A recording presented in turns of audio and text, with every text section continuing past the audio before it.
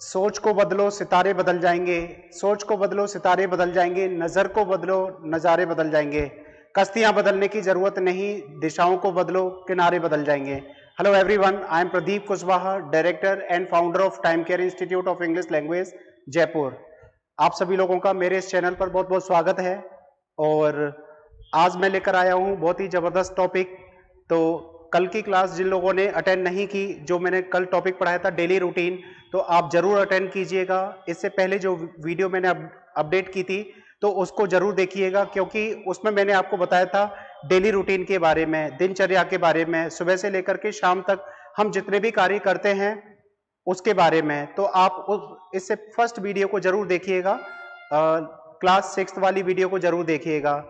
Okay, now चलिए start करते हैं। आज की क्लास स्टार्ट करने से पहले मैं आपको कुछ इस प्रकार के डायलॉग्स सिखाना चाहता हूं जो लैंग्वेज में यूज किए जाते हैं। इस प्रकार के डायलॉग्स को मैंने नाम दिया है रेडीमेड डायलॉग्स। क्या आप जानते हैं रेडीमेड डायलॉग्स का मतलब क्या होता है? रेडीमेड डायलॉग्स का मतलब होता है वे डायलॉग्स जो पहले से ऑलरेडी तैयार होते हैं। जिस प्रकार से रेडीमेड कपड़े होते हैं, रेडीमेड क्लॉथ्स, इसी प्रकार इंग्लिश में भी कुछ ईडियम्स, फ्रेज होते हैं। तो ईडियम्स, फ्रेज को मैंने न्यू नेम दिया है, उनको बोलते हैं रेडीमेड डायलॉग्स। तो इस प्रकार के डायलॉग्स आपकी स्पोकन इंग्लिश में 4 चांद लगा देंगे अगर आप याद करेंगे तो डेफिनेटली मैं बताना चाहूंगा वे डायलॉग्स। मैं रोजाना आपको 2-3 dialogues every day I will teach you, so you can learn these dialogues. Okay, in dialogues का नेम है रेडीमेड डायलॉग्स जो मैं सिखाने जा रहा हूं। Readymade dialogues.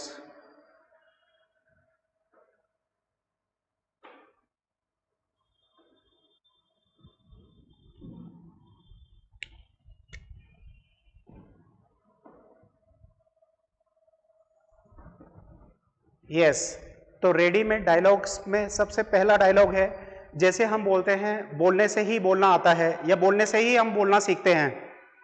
जी हाँ, तो इसकी इंग्लिश होती है speaking comes by speaking. Speaking comes by speaking.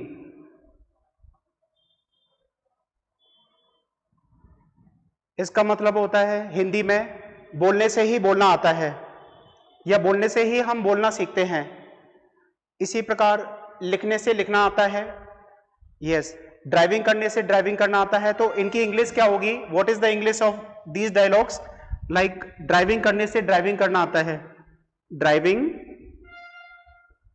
Driving comes by driving. Driving करने से ड्राइविंग करना आता है।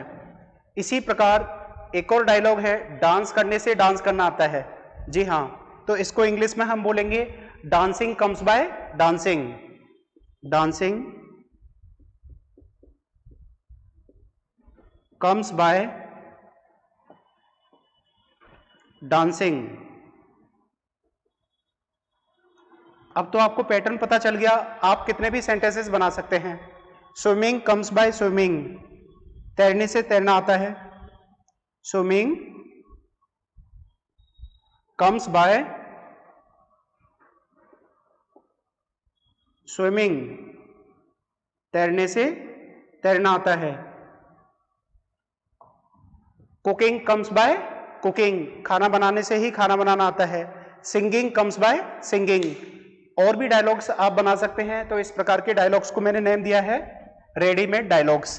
तो singing comes by singing, singing करने से सिंगिंग करना आता है। Singing comes by singing. Speaking comes by speaking, driving comes by driving, dancing comes by dancing, swimming comes by swimming, singing comes by singing. अब स्विमिंग कम्स बाय स्विमिंग, जब तक आप तैरेंगे नहीं तब तक आप तैरना सीख ही नहीं सकते। एक मेरा स्टूडेंट था जो तैरना सीखना चाहता था, उसने मुझसे पूछा सर मुझे तैरना सीखना है, तो मैंने उसको बोला कि पास में ही एक स्विमिंग पूल है, आप वहां चले जाइए। तो वो सेकेंड डे वो स्टूडेंट वहां जाता है स्विमिंग पूल तैरना सीखने के लिए, और सर से बोला, जो स्विमिंग सिखाते थे उन टीचर से बोला कि सर मुझे स्विमिंग सीखनी है। तो सर ने बोला okay I will teach you swimming, मैं आपको स्विमिंग सिखा दूंगा। तो सर ने बोला कि आप अपने कॉस्ट्यूम चेंज कीजिए, स्विमिंग कॉस्ट्यूम पहनिए और प्लीज एंटर इनटू वाटर, पानी में एंट्री मारो। यस, पानी में कूदना तो पड़ेगा, यस पानी में एंटर तो होना पड़ेगा स्विमिंग सीखने के लिए। तो उस स्टूडेंट ने जवाब दिया सर को कि सर मुझे पानी से बहुत डर लगता है, मैं पानी में तब तक नहीं कूदूंगा जब तक तैरना नहीं सीख जाऊं। आप बताएं क्या वो तैरना सीख सकता है? जब तक वो पानी में नहीं कूदेगा। तो स्विमिंग सीखने के लिए पानी में तो कूदना पड़ेगा, पानी में एंट्री तो मारनी पड़ेगी, तब जाकर के स्विमिंग सीखेंगे। यस, कोई भी अगर स्विमिंग सीखना चाहता है तो उसको पानी में तो एंट्री मारनी होगी। यस, तो इसी प्रकार अगर आप इस स्पोकन इंग्लिश सीखना चाहते हैं तो स्पीकिंग कम्स बाय स्पीकिंग, मतलब बोलने से ही बोलना आता है। जितनी ज्यादा आप इंग्लिश बोलने की प्रैक्टिस करेंगे उतना ज्यादा स्पोकन इंग्लिश में इंप्रूवमेंट आता जाएगा।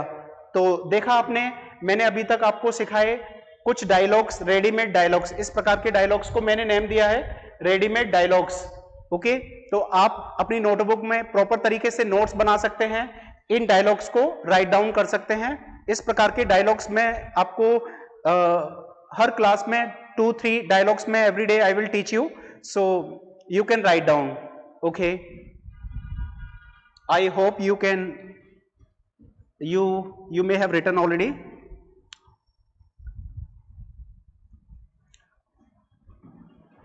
आप प्रॉपर तरीके से नोट्स बना सकते हैं। Every day I will teach you new topics and I promise you if you attend the classes, if you take my classes every day, then definitely you will learn spoken English. तो चलिए, ये तो extra मतलब readymade dialogue सिखाए, लेकिन आज का जो ग्रामेटिकली टॉपिक है today, the grammatically topic which I am going to teach you today, topic name is simple past. जी हाँ, आज मैं आपको सिखाने जा रहा हूं सिंपल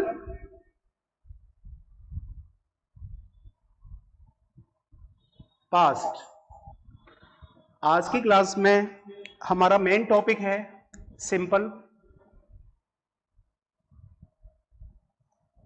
पास्ट। तो सिंपल पास्ट किसे कहते हैं? What is the mean of simple past?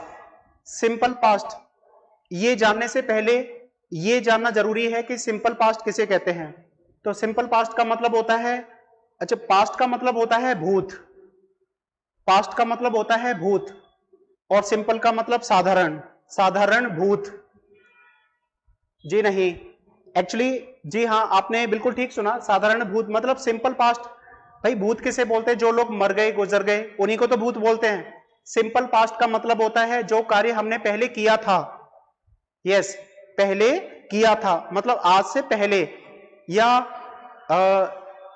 जैसे 4 दिन पहले, 5 दिन पहले, 10 दिन पहले, 1 महीने पहले, 2 साल पहले। जी हाँ, जितनी भी कहानियां होती हैं, स्टोरीज होती हैं, वो पास्ट की होती हैं। और स्पोकन इंग्लिश में इस टॉपिक का यूज 80% किया जाता है। अधिकतर स्पोकन इंग्लिश में पास्ट की ही बातें करते हैं हम, चाहे हिंदी में बात करें चाहे इंग्लिश में, अधिकतर हम पास्ट की ही तो बातें करते हैं। प्रेजेंट की तो 10% बातें होती हैं और फ्यूचर की भी 10% बातें होती हैं। मोस्टली हम किसी भी घटना के बारे में, किसी भी इंसिडेंट के बारे में बात करते हैं तो पास्ट की ही करते हैं, पास्ट की सारी बातें करते हैं एक दूसरे से। तो this topic is very important, simple past. इसको टेंसेस के अकॉर्डिंग पास्ट इंडेफिनिट भी बोलते हैं, पास्ट इंडेफिनिट टेंसेस के अकॉर्डिंग बोलते हैं, राइट। तो चलिए डिटेल में सीखते हैं इस टॉपिक को। सिंपल पास्ट किसे कहते हैं? सिंपल पास्ट का मतलब होता है वे कार्य, मतलब जिनको आपने पहले किया था, पहले मतलब कितने टाइम पहले। इसमें ऐसा टाइम का कुछ फिक्स नहीं है कि 1 घंटे पहले किया था, या 1 दिन पहले कोई कार्य किया था, या 1 साल पहले कोई कार्य किया था, 10 साल पहले कोई कार्य किया था। इसमें ऐसा कोई फिक्स नहीं है। जो कार्य आपने पास्ट में किया था तो इसकी आइडेंटिफिकेशन क्या होनी चाहिए, पहचान क्या होनी चाहिए। चलिए अब सीखते हैं इसकी आइडेंटिफिकेशन। तो जो कार्य जो कार्य हमने भूतकाल में किया था।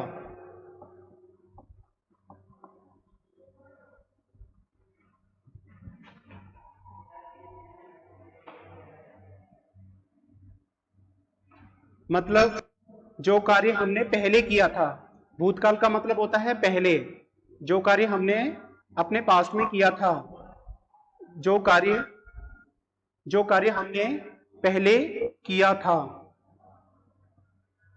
आज से पहले या फिर आज जो कार्य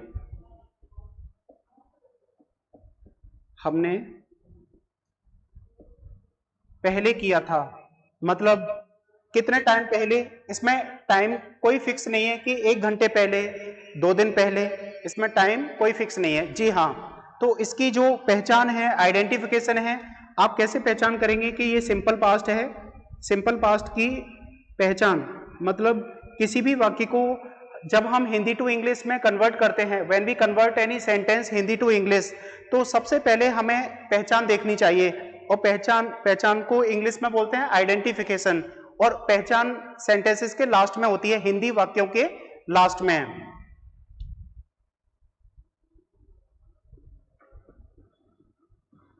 यस, तो जिन हिंदी वाक्यों के लास्ट में आ जाए या था, ही थी, ये थे, ए थे, या देखा था,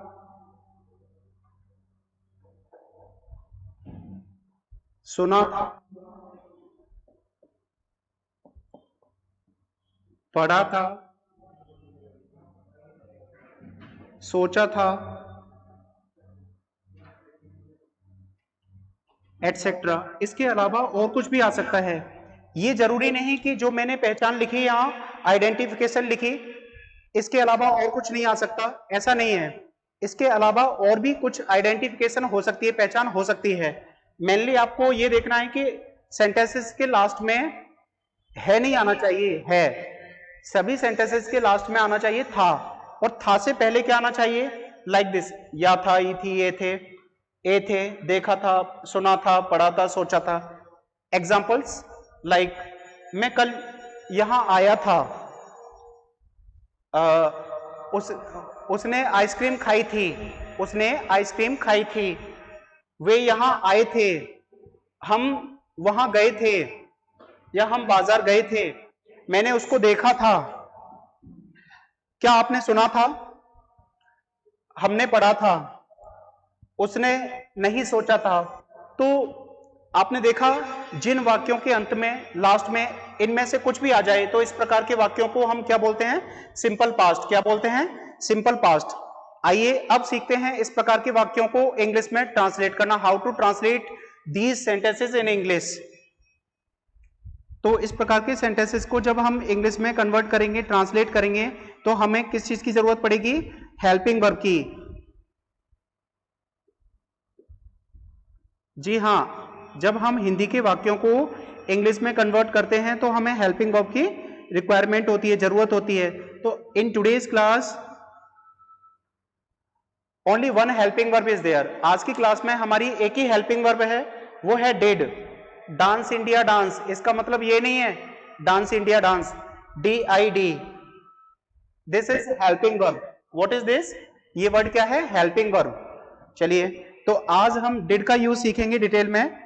और the third thing is main verb. In today's class main verb, आज की क्लास में जो मेन वर्ब है, मेन वर्ब, अच्छा, मेन वर्ब का एक और नेम होता है action.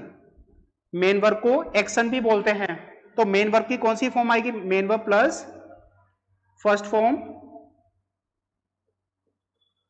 Form and second form.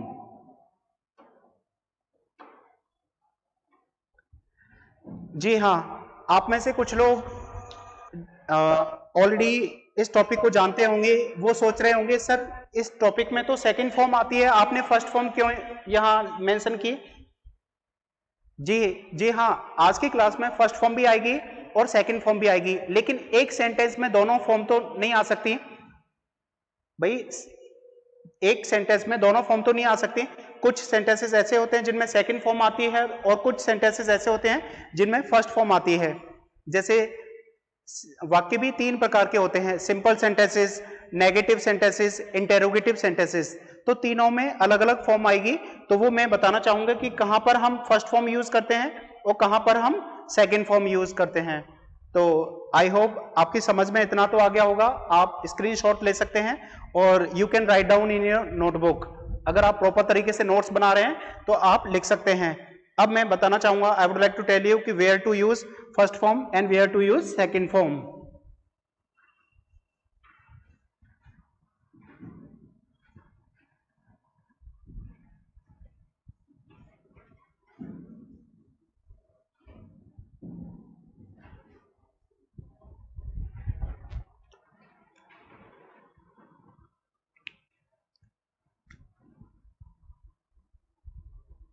Simple sentences, simple sentences, अगर कोई सिंपल वाक्य है, सिंपल सेंटेंस है, तो उसमें हम यूज करेंगे सेकंड फॉर्म। मतलब किसकी? मेन वर्ब की सेकंड फॉर्म। सेकंड फॉर्म किसकी? मेन वर्ब की। Main verb plus second form. जी हाँ, अगर कोई सिंपल सेंटेंस है तो उसमें हम मेन वर्ब की सेकंड फॉर्म यूज करेंगे। अगर कोई नेगेटिव सेंटेंस है, नेगेटिव सेंटेंस है, for negative sentences we use main verb plus first form. Negative sentences में फर्स्ट फॉर्म का यूज करते हैं, we use first form in negative sentences.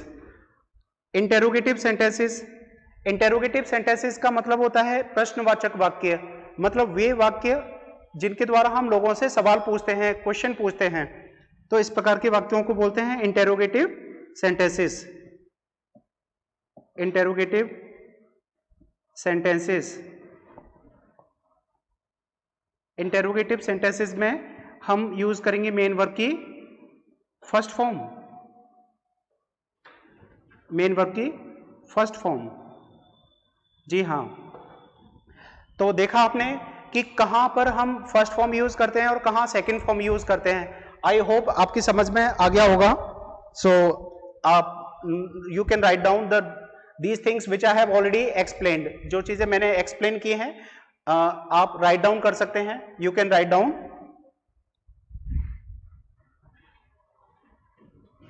Now I would like to teach you the formula. अब मैं आपको formula सिखाना चाहूंगा। Formula सीखने से पहले मैं आपको एक ट्रिक बताना चाहूंगा जो अभी मैंने डिटेल में बताई। इसको शॉर्टकट ट्रिक एक और बताना चाहूंगा। अगर कोई सिंपल सेंटेंस है, सिंपल सेंटेंस में तो मेन वर्ब की कौन सी फॉर्म आती है? Second form, second form. अगर कोई नेगेटिव सेंटेंस है, नेगेटिव, नेगेटिव में फर्स्ट फॉर्म आती है, फर्स्ट फॉर्म, फर्स्ट फॉर्म। लेकिन इसमें डिड नॉट का यूज किया जाता है, डिड नॉट। भाई नेगेटिव सेंटेंस है तो नेगेटिव सेंटेंस में मना करने के लिए हेल्पिंग वर्ब के साथ में नॉट का यूज किया जाता है, डिड नॉट। यस। अगर इंटेरोगेटिव सेंटेंस है, इंटेरोगेटिव का मतलब जब हम क्वेश्चन पूछते हैं, इंटेरोगेटिव, इंटेरोगेटिव सेंटेंस में इसमें फर्स्ट फॉर्म आएगी, we will use first form. ये तो मैंने अभी बता दिया आपको, ऑलरेडी एक्सप्लेन कर दिया। लेकिन इस सेंटेंस में डिड का यूज किया जाएगा जब हम लोगों से क्वेश्चन पूछते हैं। वो कैसे? जैसे क्या आपके दिमाग में, आपके जहन में ये चीज होगी कि अगर किसी सेंटेंस में आ जाए क्या, तो क्या के लिए व्हाट का यूज नहीं करना है। अभी मैंने आपको बताया था जब तक मैं 10 क्लासेस नहीं पढ़ा दूं तब तक आपको व्हाट वर्ड यूज नहीं करना। जैसे किसी सेंटेंस के स्टार्टिंग में आ जाए क्या, तो क्या के लिए आपको हेल्पिंग वर्ब यूज करनी है। इंटेरोगेटिव सेंटेंसेस किसे कहते हैं? इंटेरोगेटिव सेंटेंसेस का मतलब प्रश्नवाचक। जिन वाक्यों की शुरुआत क्या से होती है उनको इंटेरोगेटिव सेंटेंसेस बोलते हैं, और जिन वाक्यों के बीच में आ जाए नहीं, इस प्रकार के वाक्यों को नेगेटिव सेंटेंसेस बोलते हैं। तो नेगेटिव सेंटेंसेस में फर्स्ट फॉर्म आती है और डिड नॉट का यूज करते हैं। डिड क्या चीज है? Helping verb. Okay, I hope आपकी समझ में आ गया होगा। अब हम सीखते हैं formula. Finally now I am going to teach you formula.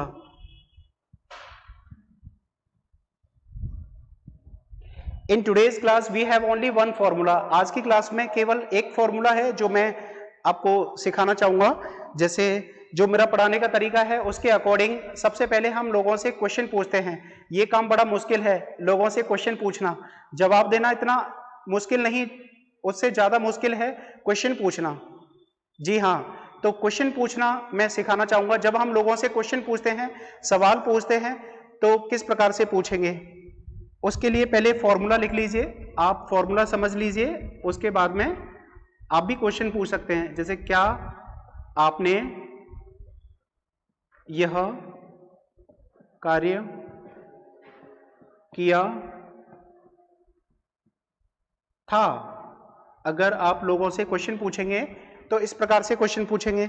और इसकी इंग्लिश क्या होगी? What is the English of this? क्या आज की क्लास में किसी भी सेंटेंस में, देखिए किसी भी सेंटेंस में क्या आएगा, तो क्या के लिए आपको व्हाट का यूज नहीं करना, हेल्पिंग वर्ब का यूज करना है। और आज की क्लास में what is the helping verb? Helping verb हमारी है डिड। जैसे इस सेंटेंस में क्या आया, तो क्या के लिए आपको व्हाट का यूज नहीं करना, आपको यूज क्या करना है? हेल्पिंग वर्ब को यूज करना है, डिड। आपने को इंग्लिश में क्या बोलते हैं? यू। डिड यू यह कार्य किया था। तो इसकी इंग्लिश नहीं लिख रहा हूं, अभी मैं फॉर्मूला बता रहा हूं। Today right now I am just teaching you the structure. Did you action, और एक्शन यहां फॉर्म कौन सी आएगी बताएं? मेन वर्ब की कौन सी फॉर्म आएगी? Here we will use first form. यहां जो एक्शन, जो वर्ड मैंने मेंशन किया, यहां एक्शन का मतलब क्या है? What is the mean of action? Action का मतलब है मेन वर्ब। जी हाँ, एक्शन मीन्स मेन वर्ब। ये तो हो गया हमारा question. And one question has two answers. Every question has two answer. हर क्वेश्चन के टू आंसर्स होते हैं। इसका पॉजिटिव आंसर होगा यस आई एक्शन प्लस, अब कौन सी फॉर्म आएगी? Which form we will use? We will use second form. We will use second form, right. Now negative sentences. अब सीखते हैं नेगेटिव सेंटेंसेस के लिए हमारा फॉर्मूला क्या होगा? आई did not action. I did not action. Action का मतलब मेन वर्ब। अब मेन वर्ब की कौन सी फॉर्म आएगी नेगेटिव सेंटेंसेस में? First form. नेगेटिव सेंटेंसेस में फर्स्ट फॉर्म। आपने बिल्कुल ठीक सुना, यह है हमारा फॉर्मूला। और इस फॉर्मूले को आप राइट डाउन कर सकते हैं। This is question and answer, positive answer, and this is negative answer. This is our formula. ये है हमारा फॉर्मूला। तो आप इसको राइट डाउन कर सकते हैं। You can write down same as it is, you can write down. I hope you guys have understood. This is formula. जब हम क्वेश्चन पूछते हैं तो हेल्पिंग वर्ब को स्टार्टिंग में यूज करते हैं और नेगेटिव सेंटेंसेस में डिड नॉट का यूज करते हैं। लेकिन इसकी शॉर्ट फॉर्म क्या होती है? What is the short form of did not? Did not की शॉर्ट फॉर्म होती है डिडंट। क्या होती है? डिडंट। लेकिन इसका जो प्रोनाउंसिएशन है, इसको हम प्रोनाउंस करेंगे डिडंट। इसको 3-4 तरीके से हम प्रोनाउंस कर सकते हैं। We can pronounce this word didn't, didn't, डिन,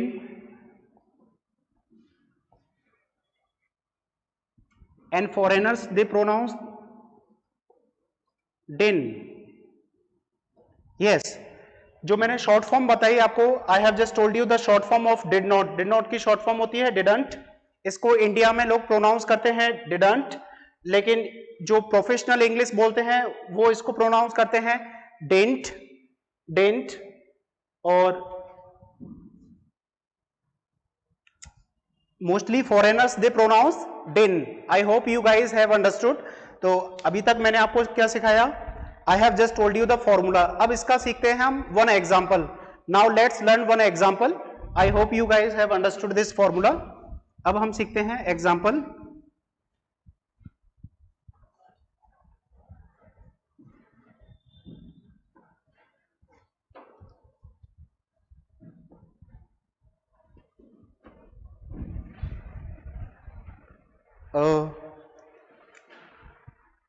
क्या आप कल बाजार गए थे? क्या आप कल बाजार गए थे? अब ये हमारा है question. What is this question? इसका आंसर क्या होगा? ये तो हो गया हमारा क्वेश्चन एंड आंसर। हाँ मैं कल बाजार गया था। इसका एक नेगेटिव आंसर भी होगा। This is positive answer and one is negative answer. एक नेगेटिव आंसर, हर क्वेश्चन के 2 आंसर्स होते हैं, one is positive and second one is negative. तो नेगेटिव आंसर क्या होगा? नहीं मैं कल बाजार नहीं गया था। अब इन सेंटेंसेस को हम इंग्लिश में कन्वर्ट करेंगे। Now let's convert these sentences in English. So क्या की इंग्लिश अभी मैंने क्या बताई थी? डिड। आपको क्या बोलते हैं? यू। Did you. जब हम क्वेश्चन पूछते हैं तो हेल्पिंग वर्ब को सबसे पहले यूज करते हैं। इसमें मेन वर्ब क्या है? कल बाजार गए। इसमें 3 वर्ड्स जो रह गए हैं जिनकी इंग्लिश अभी नहीं लगाई हमने। तो आपको मैं ट्रिक बता रहा हूं, मेन वर्ब हमेशा लास्ट में होती है, मतलब इसकी तो कोई इंग्लिश नहीं है। तो फर्स्ट, सेकंड, थर्ड हमें पीछे से चलना है, उल्टा मतलब रिवर्स मतलब उल्टा चलना है। पीछे से पहले इसकी इंग्लिश आएगी, फिर इसकी।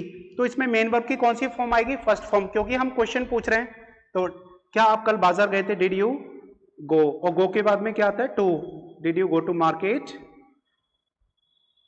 Yesterday? Did you go to market yesterday? क्या आप कल बाजार गए थे? इसका पॉजिटिव आंसर देने के लिए ये वाला देखिए, हाँ मैं कल बाजार गया था। ये सिंपल सेंटेंस है और सिंपल सेंटेंस में मैंने कौन सी फॉर्म बताई? Second form. जी हाँ, तो इसका पॉजिटिव आंसर देंगे तो यस आई वेंट। देखिए ये हमारी मेन वर्ब है, गया था मतलब जाना। गो की सेकंड फॉर्म क्या होती है? वेंट।